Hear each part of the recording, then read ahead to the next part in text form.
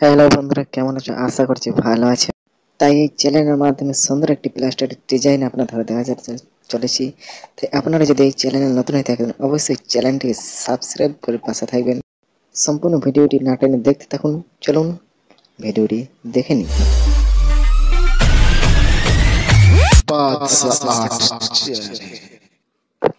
হ্যাঁ বন্ধুরা, প্রথমে কি করবেন, এইভাবে গ্রাউন্ডটি সাইডে লাগিয়ে নেবেন।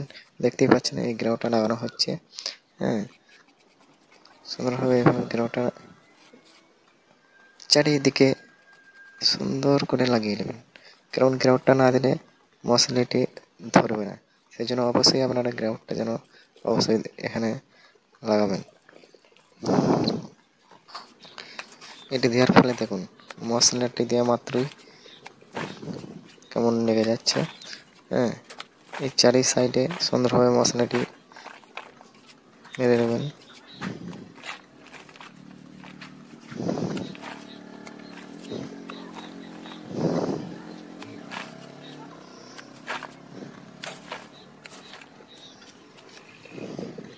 এই সাইডেও মেরে নেবেন। এবার একটি ফান্ডি দিয়ে এটিকে লেবেল করে নেবেন।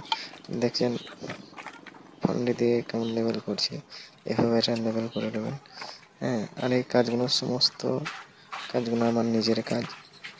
হ্যাঁ, আমি নিজেই করি, নিজেই ভিডিও করি। একটু অসুবিধা হলেও এগুলো করি আপনাদের দেখানোর জন্যে, সবাইকে দেখানোর জন্যে। এই উৎস দিয়ে ভালো করে লেবেল করে দেবেন। লেবেল করার পরে এটিকে সুন্দরভাবে বন্ধুরা কাটতে হবে। তা এই যে স্পিরিট লেভেলটা যেন করবেন, কারণ স্পিরিট লেভেলটা না করলে হয়তো বর্ডারটা কাটার সময় টেরা বেঁকা হয়ে যেতে পারে। সেই জন্য আপনারা অবশ্যই স্পিরিট লেভেলটা এখানে করবেন। স্পিরিট লেভেলটা করার পরে এটা কাটিং করবেন। ওই দেখুন কাটিং করছি, এভাবে কাটিংটা করবেন।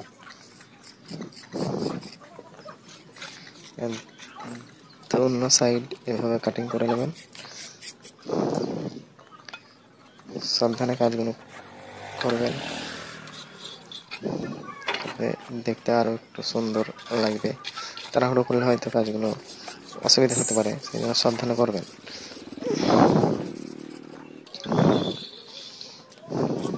দেখুন দুটো সাইড আমাদের কাটিং কমপ্লিট। এবার আমাদের মাথাটাকে কাটিং করতে হবে।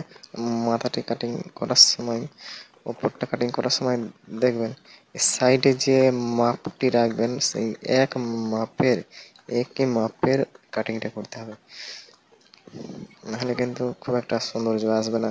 কোথায় চওড়া বিট, কোথায় ছোট বিট হয়ে গেলে সৌন্দর্যটা আসবে না। সেই জন্য একই মাপের যেন বর্ডারটি দেখায় সেইভাবে কাটিংটি করবেন।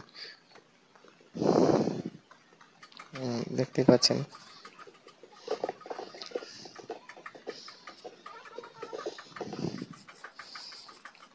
একদম ভালো করে পরিষ্কার করে দেবেন।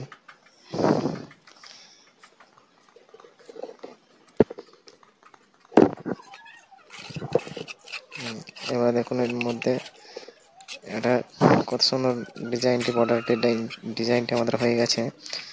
এবার ওই মধ্যে যে হোলসটি আছে ওইটার মধ্যে আপনারা গ্রাউন্ডটা এইভাবে লাগিয়ে নেবেন, কারণ ওখানে একটি জাফরির ডিজাইনের কাজ করা হবে। সেই জন্য প্রথম যেন অবশ্যই গ্রাউন্ড লাগিয়ে নেবেন, তারপরে যে মশলা ধরানো হচ্ছে মশলাটা ধরিয়ে নিচ্ছি আমি। তা মশলাটি ভালো করে পুরোটাতে ধরিয়ে নেবেন।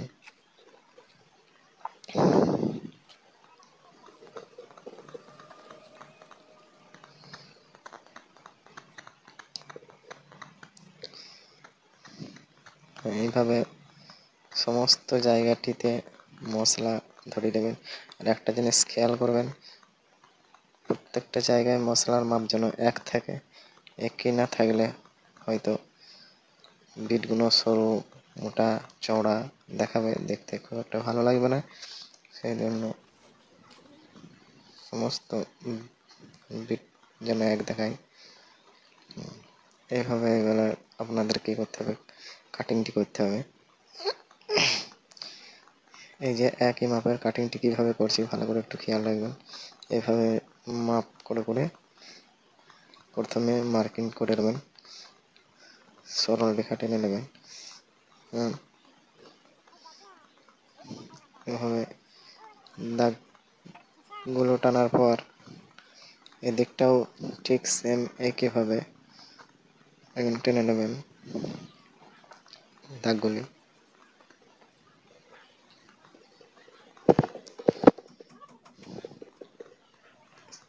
আমাদের দাগগুলি টানা কমপ্লিট।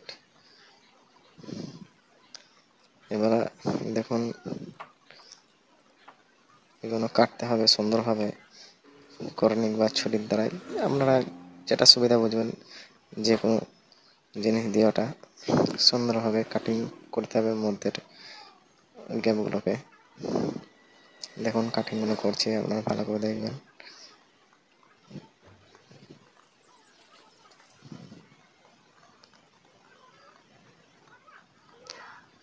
প্রত্যেকটা গ্যাপ সুন্দরভাবে কাটিংগুলো করবেন, দেখতে খুব সুন্দরই লাগবে।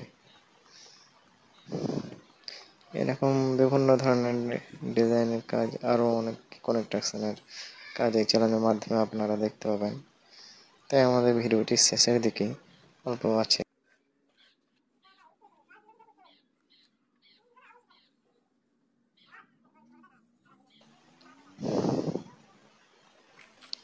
দেখুন আমাদের জাউটির কাটিংয়ের কাজ শেষ হয়ে গিয়েছে। তাই আপনাদের একবার দেখিয়ে দিচ্ছি কেমন লাগছে, কতটা সুন্দর লাগছে। অবশ্যই কমেন্টে আপনারা জানাবেন। আপনারা ভালো থাকবেন, সুস্থ থাকবেন।